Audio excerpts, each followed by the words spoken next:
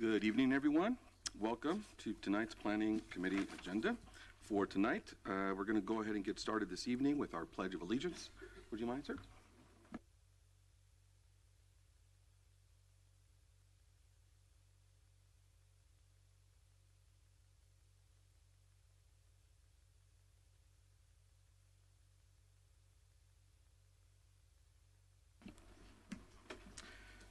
Thank you, sir. Do we have any public comment for items not on the agenda this evening, Miss? We do not, but I believe we didn't take roll. Yes, we're going to go ahead and do roll call. I'm sorry. Could tell it's been a minute. Forgive me. Okay. Commissioner Santos? Present. Commissioner Ortiz? Here. Commissioner Franz? Vice Chairperson Rodriguez Ceja? Present. Chairperson Fajardo? Present. And for the record, Commissioner Franz is absent today. Thank you.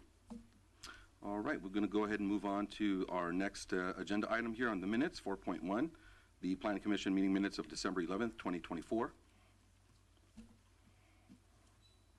And for just the sake of the Planning Commissioners, can you let us know who was not here that's present today, please, so that we can vote accordingly? The December minutes will have to be postponed due to lack of quorum.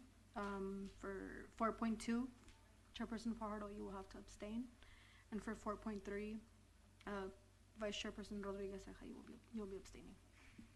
Thank you. And then we skipped public comment for items not on the agenda, just a reminder. There are no comments for. Thank you once again for that. For the record, thank you.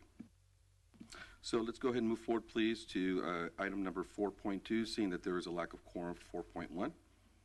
Can we go ahead and get a motion for the minutes on March 12, 2025? I raise a motion. I'll second. Get a roll call. Commissioner Santos? Yes. Commissioner Ortiz? Yes. Vice Chairperson Rodriguez Ceja? Yes. Chairperson Fajardo? Abstain. Motion carries. Thank you. Moving on to item number 4.3, Planning Commission meeting minutes on April 9th of 2025. Can we get a motion? I'll make the motion. I'll second. Thank you. Roll call, please. Commissioner Santos? Yes. Commissioner Ortiz? Yes. Vice Chairperson Rodriguez Ceja? Abstain. Chairperson Fajardo? Yes. Motion carries. Thank you. Moving on to public hearing items, 5.1. Thank you. Staff report. Thank you very much, sir.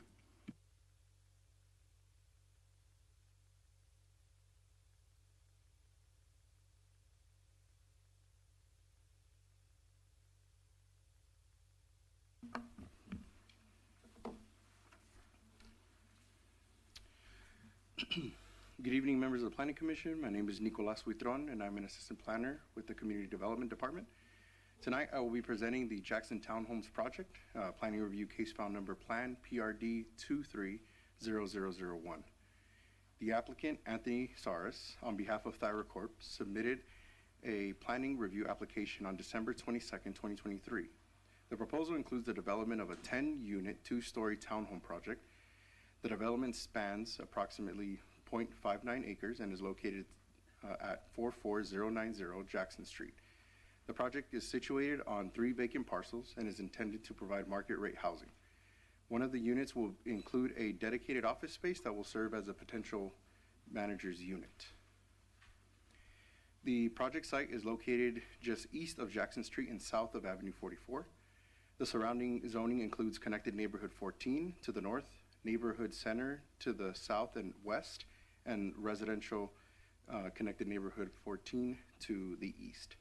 The zoning and general plan designations support moderate density residential uses, which include townhome style developments. The site plan shows, this is the project location. As you can see, the Indio Square is to the west, and there's a 7-Eleven just north of the project. The site plan shows 3 separate buildings ranging from, 3 separate buildings arranged around a central private driveway with access off of Avenue 44. A total of 26 parking spaces are provided on site. The parking lot is located to the rear and sides of the buildings, and pedestrian pathways will connect the residential units to parking areas. And it will be off of Jackson Street and Avenue 44, as well as south of Bonita Lane. And this slide shows the first floor and second floor of the units.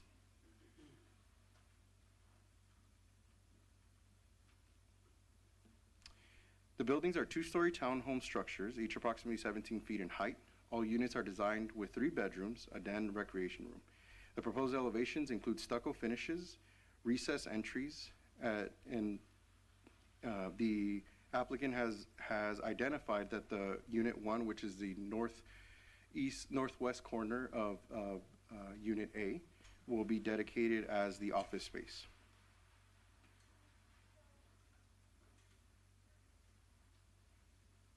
A conceptual landscape plan was submitted. The site includes perimeter landscaping along Jackson Street and Avenue 44 with interior landscaping between buildings and parking areas.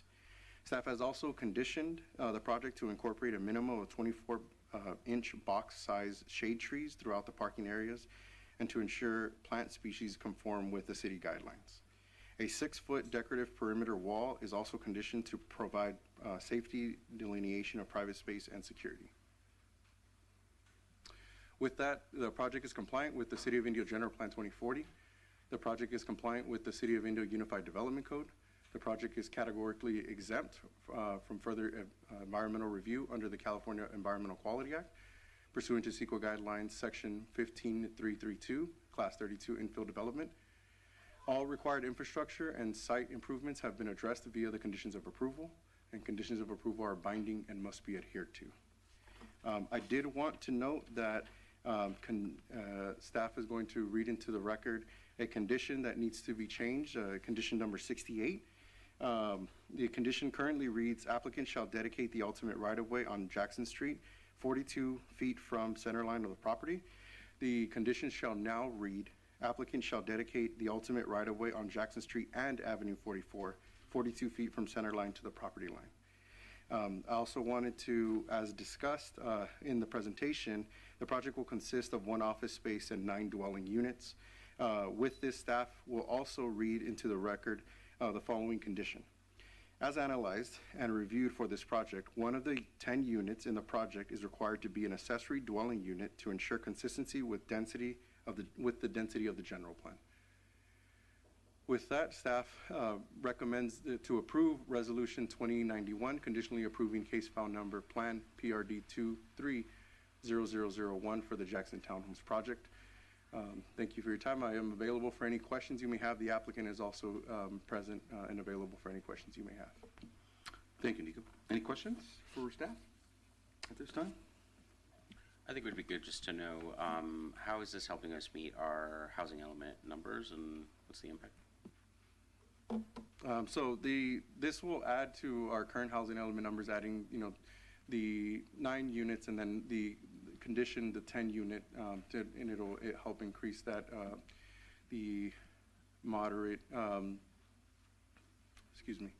the market rate part of the housing element. And I'll just add to that, I've got the housing element in front of me. For our arena, the above moderate, we have, we're planning for 3,534 units, and so again, that would cover the above moderate, because this isn't required to be a specific affordability rate, so. Thank you. Any other questions for staff at this time? All right. Thank you, sir. We'd like to invite the applicant up to the podium. Oh, is there any public comment at this time? If not, we can close for, we're going to go ahead and open up for public comment. Thank you. We'll invite the applicant at this time. Thank you, sir. Appreciate that. Pardon me. By thanking you for your time, and basically it's a very simple project. It's going to be more low-income housing than moderate housing. That's because that's what's really needed here. It's gotten to the point where the affordability is just really hard for the working man, and I feel that we need to take steps to take care of that, and that's why these particular units are a little bit larger than normal to maybe accommodate grandma, grandpa, and their kid, and grandkids, you know, because the affordability is so hard that you need at least 2 or 3 incomes to be able to afford it. And that's basically what we're doing here, is trying to get affordable, nice housing. Another nice thing about it is we're right on a bus stop. We're close to a lot of new construction, a lot of new businesses, and I think it'll be really a valuable thing for the neighborhood. So other than that, I have no other comments. Any questions for our applicant this evening, gentlemen? Christian?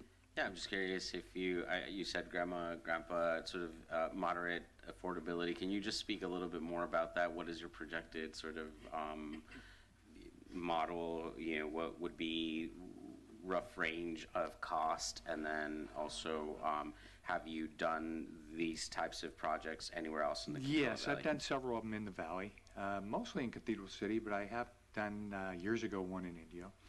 And it tends to be what I've found. I'm also a real estate broker, and I've found that you need to be less than $1,000 a room, a bedroom, to make it affordable. It's like a 2 bedrooms should be under $2,000, and there are none that are under $2,000. So that's why we've added a couple extra bedrooms to kind of help us get a few extra people in there to pay that rent, because that's, as a landlord, I've found that without regard to how many people you say can live there, people are forced to bring other people in to be able to afford it. And it's not because they're trying to cheat or scam, it's just they need a place to live, a roof over their head.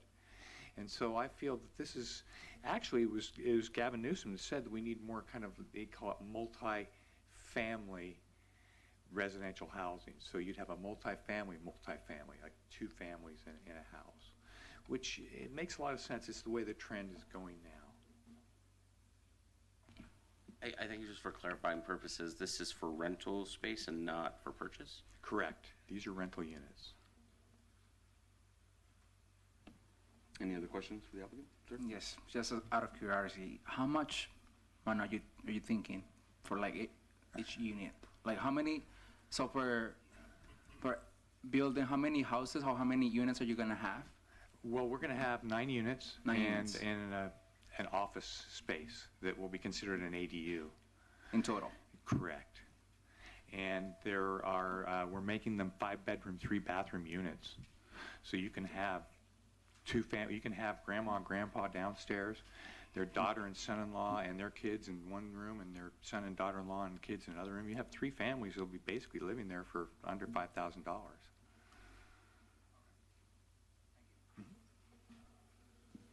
Any other questions, gentlemen? Okay, thank you very much, sir. Thank you. All right. This time, we'll go ahead and close the public hearing. And any comments amongst us? Gentlemen? Christian? No? All right. Let's go ahead and get a motion. I'll make a motion to approve. I'll second. Thank you. Get roll call, please. Mr. Chair, members of commission, before we take roll, does that include both the conditions that were read into the record prior? Go ahead, gentlemen. Does that include the conditions as well? Yes. For the motion? Fantastic, thank you. Thank you. For the record, thank you. We get a roll call, please. Thank you. Commissioner Santos, Yes.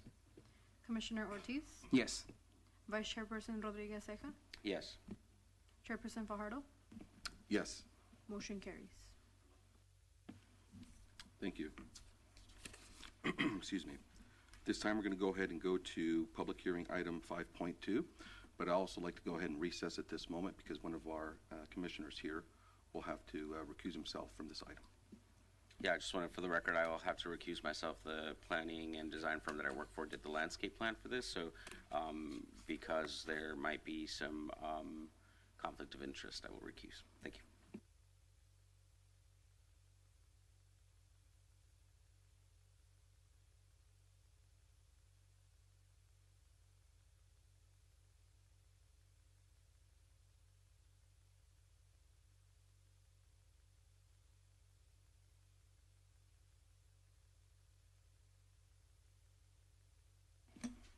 All right, I'd like to go ahead and call the meeting back to order. Moving forward with public hearing item 5.2, and we do have our staff report. Thank you, sir.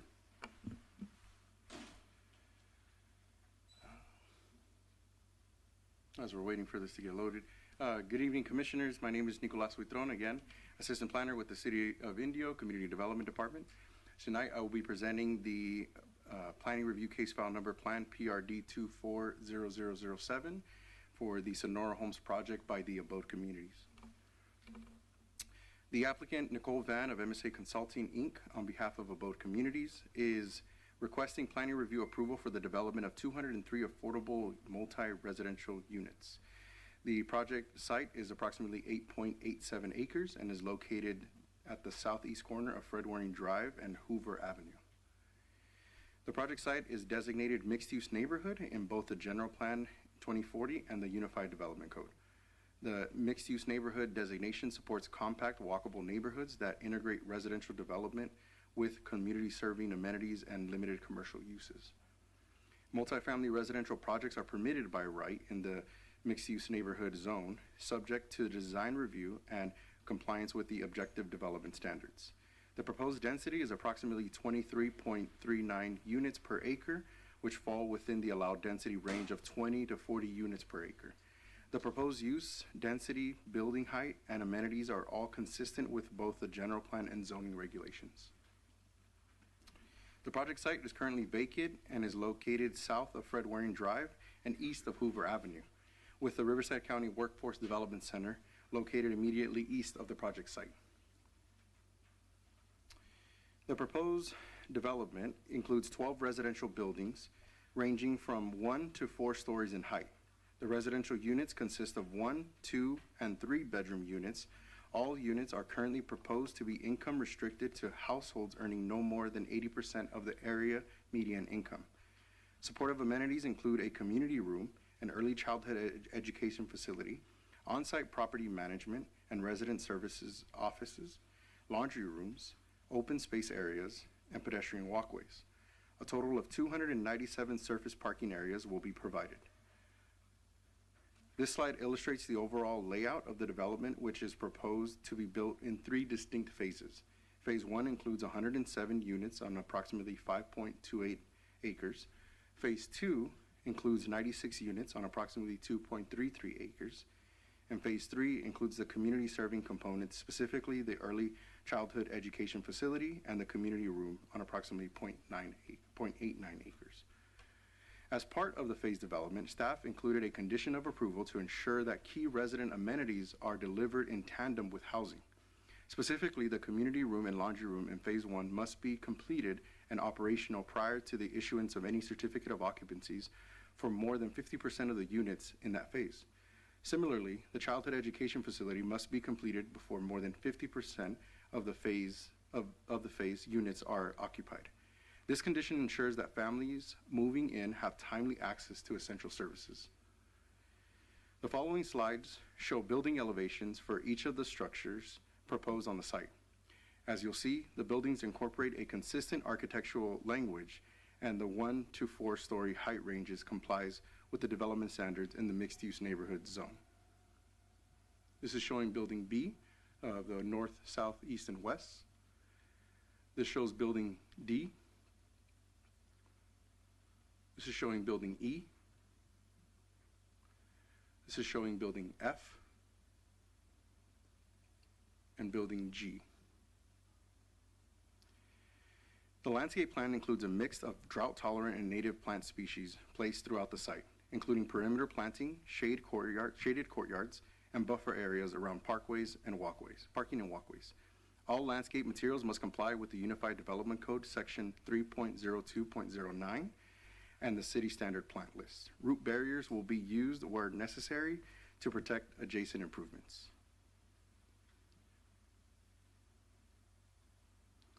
With that, the project is compliant with the City of Indio General Plan 2040. The project is compliant with the Unified Development Code. The project is exempt from further environmental review pursuant to CEQA Guidelines Section 515183, as it is consistent with the city's general plan and certified program EIR. All required infrastructure and site improvements have been addressed via the conditions of approval, and conditions of approval are binding and must be adhered to. With that, staff recommends to approve Resolution 2108, conditionally approving case file number Plan PRD 240007 for the Abode Community Sonora Homes project. Thank you for your time. I am available for any questions you may have, and the applicant as well is available for any questions you may have, as well as a presentation. Thank you, sir. Any questions for staff at this time? How many units per building? 203. That's in total, right? But Yes. like per building, how many units are going to be in each building? So the per building, I don't have that off the top of my head. We would have to talk to the applicant when the applicant comes up. However, within, if you can see here, within the phases, so this shows about 7 buildings will include 107 units. Phase 2 will include 96 units. And then phase 3 will have the community serving amenities.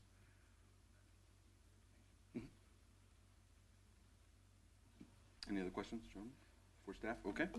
Thank you, sir. We're going to go ahead and open up for public comment at this time, and we'd like to invite the applicant up, please.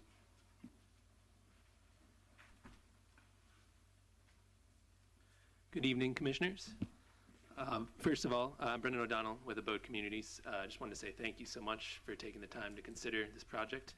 We're really excited to be hopefully bringing Sonora Homes to the Indio community, and so we hope that you're equally excited about the prospect of this project. So first, really quickly, just wanted to introduce Abode Communities.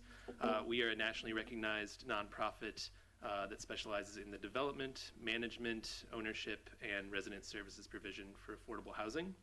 We've been doing this work for close to 6 decades now, originally in the city of Los Angeles, which is where we're based, and so a lot of our work has been focused in the county of Los Angeles. But over the last decade, we've expanded across the entire state of California. So we have about half dozen projects up in the Bay Area, and then another 6 or 7 that we're working on in County Riverside right now. So we're really excited to be here in Indio. And I'm going to turn it over to Kristen Cosgrove from KFA Architects, who will walk you through some additional elements of the design. Good evening. I'm Kristen Cosgrove, a senior associate at KFA Architecture. We are celebrating our 50th anniversary this year with over 40 years of experience in affordable housing and an extensive portfolio of multifamily housing. We strive to design buildings that positively impact communities where residents can flourish. As previously mentioned, Sonora Homes is a new construction mixed-use project with 203 units and an early childhood education center. The project is anticipated to be constructed in 3 phases. Sonora Homes is located at the intersection of Fred Waring Drive and Hoover Avenue. Surrounding zones include mixed-use neighborhoods, single-family neighborhoods, and nearby public uses. A vacant lot to the north is anticipated to be developed in the future as mixed use. To the west and south are existing single-family neighborhoods. To the east of the site is the Riverside County Workforce Development Center with a surrounding parking lot. The site is designed as a walkable community with 7 blocks interconnected with a network of pedestrian paths. Along Hoover, at the west and south of the site, are lower density courtyard style buildings, which have 9 to 12 units per building. This side steps down to be more in line with the scale of the residential neighborhood across the street. The lower scale massing, along with the use of simple material and color transitions, breaks down the volume to help define the ground pedestrian level and express an overall residential scale. The taller buildings are purposely arranged farther from the single family zone, and variations in the building volumes coupled with plane and material transitions contribute to a sense of residential scale. At the site's interior and northeast edge are the 3- and 4-story stepped buildings with double-loaded corridors, housing 36 to 24 units per building. At the heart of the community is the centralized community hub with the community room, a pool, a shaded outdoor area, a playground for residents and children, and connecting to this central community space is a network of outdoor paseos and surrounding buildings with walkable connections to that center space, providing multiple planted and shaded outdoor areas for residents to enjoy and interact. The spaces are further connected by sidewalks and paths, which help make it a walkable community. At the southeast corner in purple is the Early Childhood Education Center with its own playground and parking.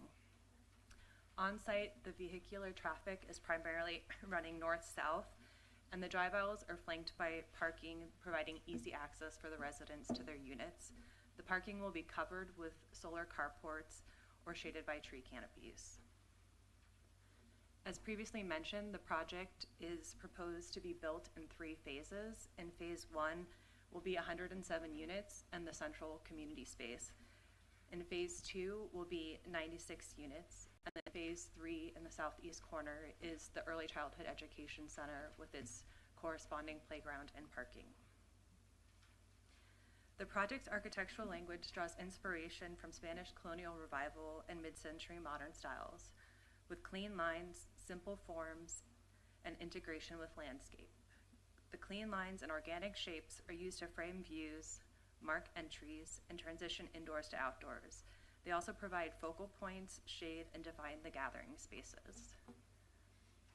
This is a rendering at the southern part of Hoover, looking at one of the smaller garden-style apartment buildings on the left, and at the right is the Early Education Childhood Center, which uses similar materials and building elements as the other buildings with a bit more expression in the massing, material, and color.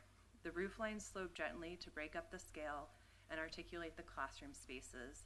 It also allows for clear-story windows to bring in natural light to the classrooms while still creating privacy for the students. This is a rendering looking at the corner of Fred Waring and Hoover, where you can again see the lower density courtyard buildings along the perimeter, and then to the left you have a glimpse of the 4-story elevated building housing more units. The design has awnings, fins, and overhangs with furred out walls at key locations to articulate the elevation and provide shade relief. Thank you for your time. It was a pleasure presenting our vision of Sonora Homes. Sorry, just one last piece to add here. So I just wanted to give a rundown of our proposed schedule. So as you can see, hopefully we're here to finalize our approvals tonight in April 2025. So we're really excited about that. And then our ideal schedule is over the next year to begin obtaining all of our different approvals needed for funding for the project. So specifically phase 1, and with a goal of finalizing that funding by early to mid 2026, so that we could begin construction on the first phase by the end of 2026. And then phase 2, we're looking at staggering roughly a year off that, so getting all the funding approved by 2027 so we can start construction in 2027, and then finalizing construction of those projects in 2028 and 2029 respectively. One thing I did just want to highlight as a critical element here is, as you may be aware, affordable housing financing is hard to come by right now, so a lot of the schedule is dependent on that. So one thing we are currently working on with the city's support is we're applying for funding from the state of California's Affordable Housing and Sustainable Communities Program, also known as ASIC. So because of the dearth of funding, it's a very competitive program, but it would provide state-level dollars to support affordable homes, such as Sonora Homes, paired with pedestrian and mobility amenities, such as sidewalk upgrades and bike paths and any number of other options for the community. And so we've been working with the City of Indio staff to compile our most competitive application possible, which includes the planned bike path upgrades at the Monroe Street I-10 interchange. So fingers crossed, we'll be applying for that by the end of May, with awards expected by the end of this year. And so if that's successful, we'll be able to bring quite a bit of state-level funding to the Indio community, not just for Sonora Homes, but for the neighborhood surrounding it. So with that, if you have any questions, happy to answer what we can. And thanks again so much for your time. Thank you. Any questions from State? So, quick question. How many prior projects that you've completed have a early childhood education centers? I believe we have 2 or 3 in our portfolio, again, in County of Los Angeles. And so those have been operational for a number of years. But I can follow up with details on those projects. Okay. Are those operated through your guys' company, or is it outsourced? So we always partner with an operator that specializes, and so this would be the same. So we're looking for operators at the moment, and have been talking to a number of operators in the community. Thank you. Yep. I just want to say thank you for trying to build this in our city. We understand that affordable housing is very needed in the entire country, so we understand the challenges. So thank you for that. My question is one of my questions on the timeline. It didn't show the phase 3, which is with the Early Childhood Development Center. So when will that be built? Sure. So I will acknowledge that the numbered phasing is a little bit misleading, confusing. We just wanted to provide the flexibility to, the way that these are funded, possibly phase them out separately. The way we're currently considering it is to actually build phase 1 and the ECE together. I think we get, economies of scale that way, probably makes the most sense. But we wanted to outline it in a way that showed it could be built as a separate phase if the funding worked out that way, and that was sort of the best approach. But yeah, so it definitely could be, could be 1 and 3 at the same time, could be 1, 3, 2. So we don't want the numbers to be too confusing, but also want to show that they are separate entities. Thank you. And my other question is, so can you tell me more about, like, you just said that you're gonna look for somebody else to operate it, but like, will it be like a Monday through Friday facility, or like what would be the hours, or like in your prior projects, how that works? Yeah, so we're definitely looking for feedback from operators. And so we're actually even looking into like an RFP process that we're partnering with Low Income Investment Fund, who's done a lot of funding of different ECEs in the state of California. And so I think we're going to lean on their expertise for hours and kind of the type of community to support, even the sort of age ranges. The way we've designed it is with flexibility in mind, but we want it to be something where they can have their input too once we identify that provider. Do you have a number of like how many kids will be attending, or? Yes, currently based on what we have designed, I want to say it's like 60 to 70, but that's dependent on the age ranges that we've set up for that, and so that could change, could go up or down based on the age ranges as well. Thank you. Yep. Follow-up question to that, and thank you very much for the presentation. Sure. Very thorough. We appreciate that. Just a follow-up. So I did see on the report that the ECE will be open to the public. Can you expand on that? And will that be limited to the 60 or 70 that you just mentioned? Yeah, so it will be, it's not going to be strictly for use by the community, for the residents of the community. We want it to be serving for the overall Indio community, so we know that next door is the Workforce Development Center. We know there's all kinds of residential and commercial in the area, and so we're not going to limit it to just the residents of that community. Obviously, they're welcome to take advantage of it as well, but it's something that we want to be open and available. Fantastic. And then, of course, if you could just run through some of the safety features that were incorporated into your design. And then, of course, I understand that you are looking for nonprofits or local agencies to work with. Have you reached out to any local school districts? Will they be part of your RFP? Yes, yeah, most definitely. We've talked to a number of providers as well as kind of like oversight committees of different ECEs. And so we've really just been doing like fact-finding, gathering information, that sort of thing. And I think we're targeting an RFP for later this year. We don't want to do it too early because we know that it's hard to project, 2-3 years out when this thing is built. So we're trying to time it right. But yeah, we're definitely looking for input from community and people who specialize in this. And then the follow-up, I mean, with regard to some of the safety concerns relative to, the bike paths, the safe routes to school, certainly that's an interesting area. And you mentioned that contingent upon this grant that you're applying for, that you would look towards potentially incorporating a lot of those safe routes. If you don't get the grant, and I'm not hoping that you don't, sure, because I hope that you do, yeah. Will those still be considerations for the community working along the city to perhaps incorporate a lot of those safety features and designs? Sure, I think we're absolutely in favor of that. We wouldn't have the funding available to kind of help contribute towards that in the same way that this state level program would provide for. But it's something that we're very open and encouraging of, is those improvements in the community that allow people to access transit or just access the rest of the community safely.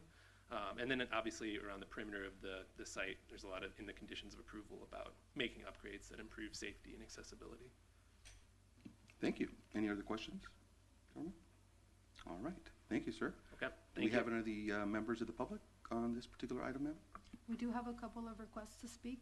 Just as a reminder to our commenters today, you will have 3 minutes to make your comment. Leobardo Rodriguez, if you could come up to the podium, please.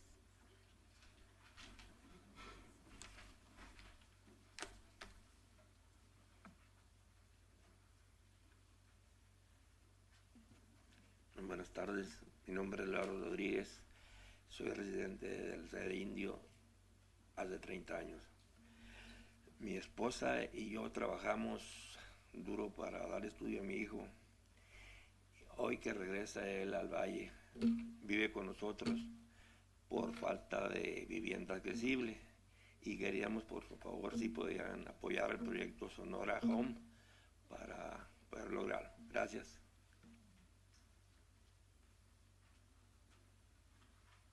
José Garduño. Hola, buenas tardes. Mi nombre es José Garduño del Comité Latino. Nos damos a la necesidad de venir aquí frente a ustedes y gracias por recibirnos. Tocando puertas aquí en la ciudad tan hermosa de Indio, nos damos cuenta de que nuestra comunidad necesita de departamentos accesibles. Entonces, yo vivo aquí en la ciudad de Indio, hermosa ciudad, por 38 años, ayudando a la comunidad latina. Y ahorita que nos presentamos en este proyecto de Sonora Home, les pedimos de favor que se pongan la mano en el corazón y hagamos un esfuerzo y apoyemos este proyecto, porque nuestra comunidad lo necesita, nuestros hijos lo necesitan.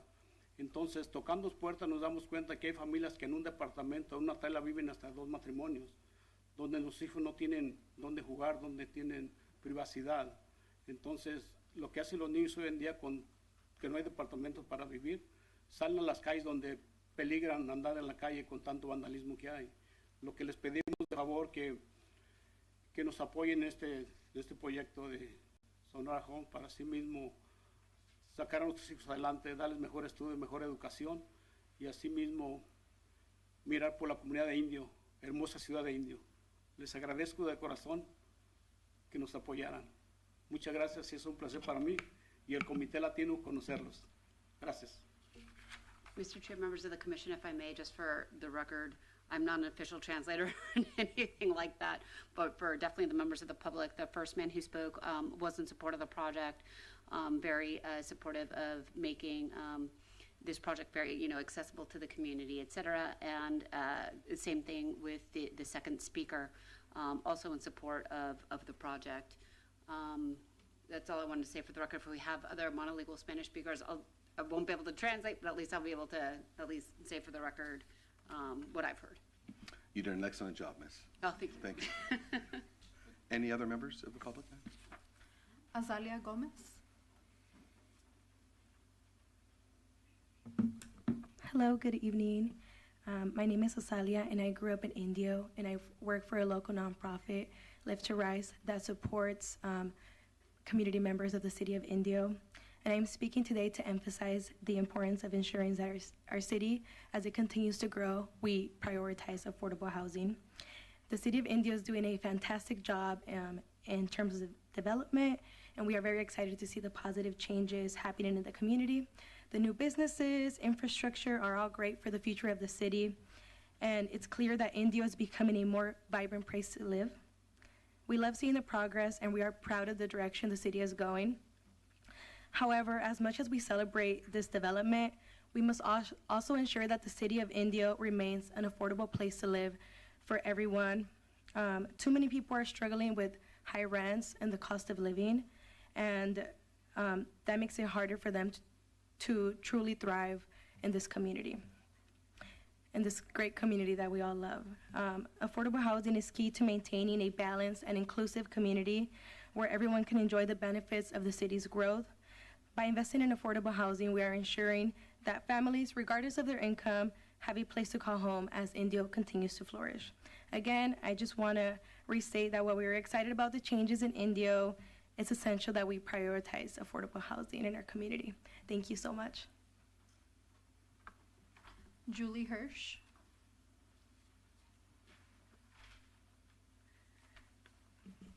Good evening. Thanks for having us. My name is Julie Hirsch, and I reside here in the beautiful, family-friendly, mature adult, also friendly city of Indio. And just as a little background, many years ago, I was a hardworking single mother of an amazing youngster. To make ends meet, I worked 3 jobs while also working on my master's degree.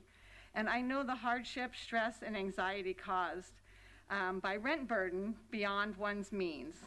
I now work and social service as a housing navigator for unhoused and tentatively housed Coachella Valley residents, where I have the pleasure of assisting folk in the journey to find affordable housing, and I am sad to report that there is very little.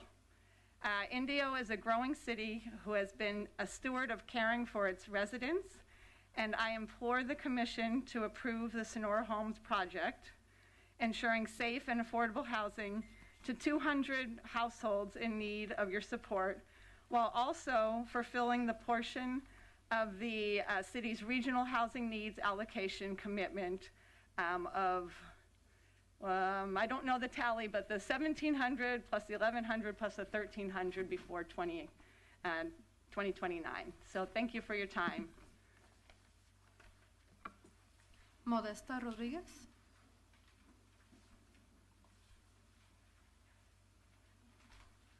Buenas tardes, mi nombre es Modesta Rodríguez, soy residente de la ciudad de Indio. Para mí es importante este proyecto. Como madre de familia, mis hijas están creciendo, ya no van a poder estar con nosotros. Necesitan ellos tener una vivienda accesible, segura, y por eso creo que esto es muy importante que nos pudieran apoyar con este programa de Sonora Homes. Pues, ¿qué puedo decir? Como está el tiempo ahorita, no podemos darnos ya, digamos, el lujo de tener una casa propia. Es imposible. Soy trabajadora del campo. No creo. Es muy, muy, muy difícil. Por eso esto es importante. Y yo creo que es muy bueno este proyecto. Gracias.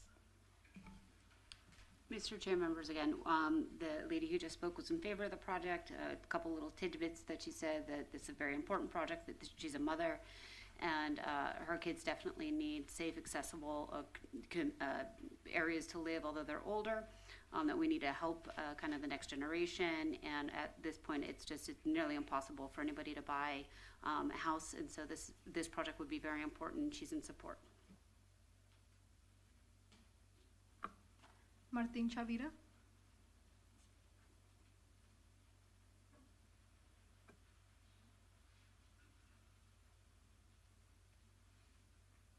Good afternoon, everyone. Just a little nervous. I wish I would have written everything down. Well, a little bit about me. I'm in support of Sonora Homes project. If you could state your name, sir, for the record. Sure. My name is Martin Chavira, and I'm in support of Sonora Homes project. I grew up in Indio as well, and I've seen all the great changes. I'm so proud of being raised here in Indio. I'm involved in the community as well, working with nonprofit organizations, and since we're out in the field, we see what's going on out there as well. And there's a lot of need for affordable housing, just like you said, right, Felipe? Yeah, so there's a lot of need in the whole country, right?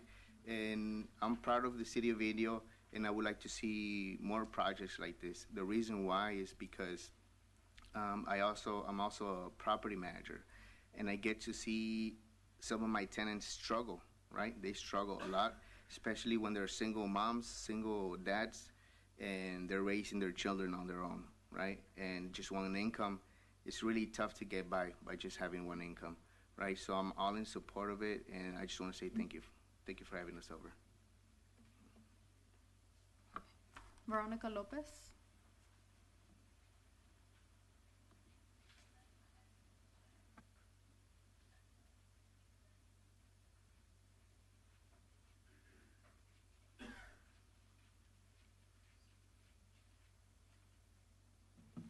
Hi, my name is Veronica Lopez, and I'm a resident of Indio for the last 10 years.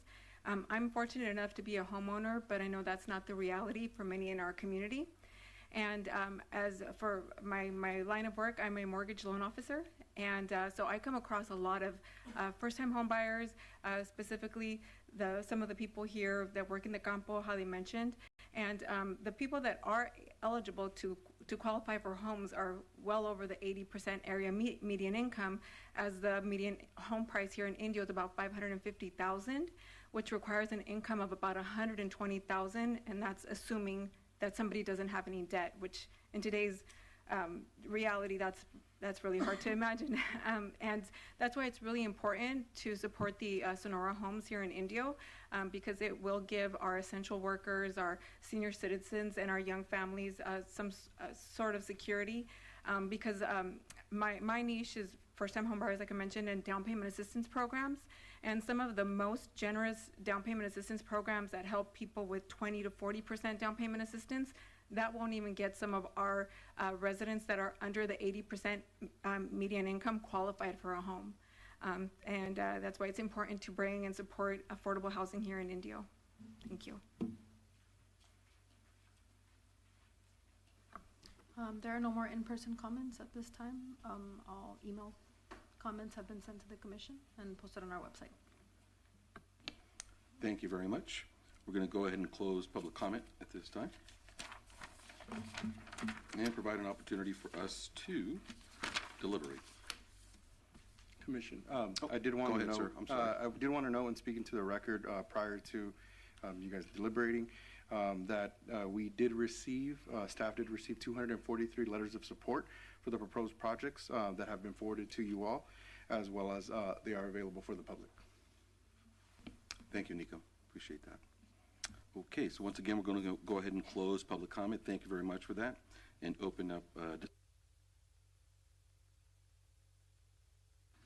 mean, I just want to say that this project is very needed in the community, and I'm happy that Adobe Communities is trying to build it here in Indio.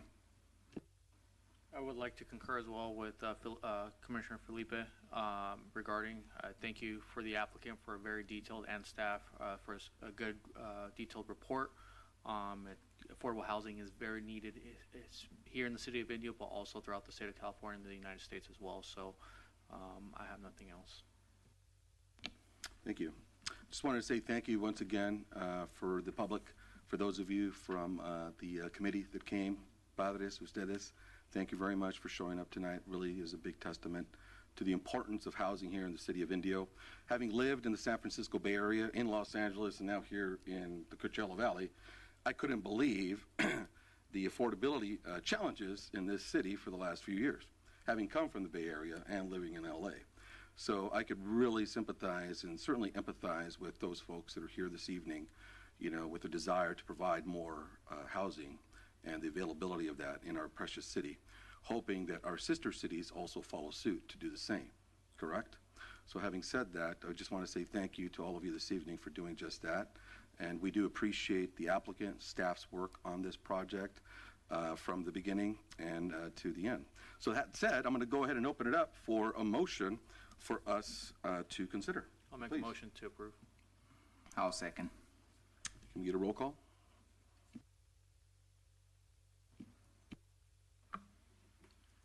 Commissioner Santos, Yes. Commissioner Ortiz, Yes. Chairperson Fajardo, Yes. motion carries. All right, thank you.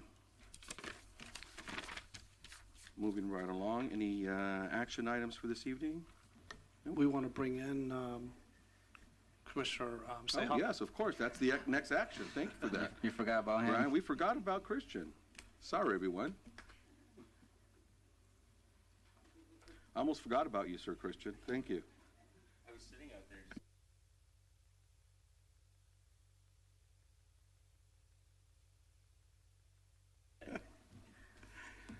there. Okay, moving right along on action item here, number 6 on the agenda. Seeing none, we'll move on to no study session items this evening. Commissioner comments, item number 8. Who would like to begin? I do want to add, like I said before, I was happy that the builders are trying to build affordable housing here in the community. I also feel that as a city, we need to do better in regards with trying to bring housing like condos that people can afford to buy. Just like, I don't want people to just rent for their entire lives, because I personally believe that owning a house, a condo, is like the fastest way to go from low class to middle class. So I just want I would hope for the city, for us as the city to do better, just to provide that opportunity to the residents so they can start getting a house and then not rent for the rest of their lives. So I just wanted to add that. But I am happy that we also have like apartments that people can rent, because I know it's hard to afford a house now. So we need both. So I'm happy that we have at least one part of the solution, but we also need to provide that like opportunity to people to buy like at least a condo and then a house so they can actually own something. Thank you, Commissioner. Any others? Yeah, I just want to say thank you to staff. I wasn't able to participate in the last one. It sounds like it went really well. Gracias a todos los que vinieron a dar comentario público. Su participación es muy importante. Thank you to all the residents that showed up today. Thank you to staff for bringing these types of projects forward to the commission and for all of your work in solving the housing crisis that our community is facing. So just wanted to say thank you, and congratulations to our safety team for the 2 Coachellas that happened. And I was on the phone texting one of the council members when there was a few traffic things that were happening over there, and Indio PD was very quick to respond. So I just want to say congratulations to our safety team. I have no comment. I too want to echo Commissioner Christian's sentiment, having be part of the chief of City Police Advisory Board. You can imagine some of the some of the calls we all receive, but I just want to say thank you to everyone, the community at large, and obviously to all the visitors here in the city of Indio for these wonderful festivals. Thank you so much for bringing everything that you do to our community, but more importantly to the business patrons, to certainly all of the community that supports this program, from our city council to our local school districts, to everyone involved. Just big kudos to everyone. We look forward to Stagecoach this weekend, right? And I'd like to echo that same testament as well with regard to providing a balanced housing element here in the city is very important. I think we've touched on that a few times, a lot of us commissioners here, and the importance of providing those opportunities to our local residents. So having said that, just want to say thank you to the commissioners. Thank you for everyone being here this evening.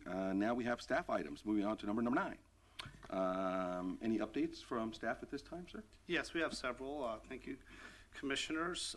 Wanted to first start off by just saying that the Maverick gas station went to council last week on appeal, and the council granted their appeal. So that means the Maverick gas station can go ahead and move forward. There was an interesting discussion, good discussion by the council regarding the gas station. Even though they approved it, they would like to bring something back, staff to bring back to the Planning Commission. We'll do some research, and we also want to propose some things to the commission and discuss potentially some limitations on gas stations. For example, the concentration of gas stations in the city. That could be possibly some recommendations to the council later. For example, if a new gas station is proposed, perhaps there's a criteria to say if it meets that criteria, then it would move forward and be considered. If it didn't, then it would really stop right there. So also, there's an interesting discussion on pollution in regards to how landscaping can help. For example, the sequestration of carbon dioxide and things like that to help plants. You can plant plants that will help to mitigate some of the pollution with some of these projects. So we're also going to bring that back as well and see if that's something that the commission would like us to move forward to the city council. So I think Commissioner Ceja will be very interested in that item. So another item I just wanted to bring up is even though the health and equity element was brought up during the Maverick gas station project, that one's a little bit on hold, but we will come back with a presentation later. Also, we were going to do a presentation on the gap analysis by the Economic Development Director, but we want to make sure we have a full commission. So obviously, Commissioner Franz is not here, but she'll be back in the month of May. So we'll go ahead and do that.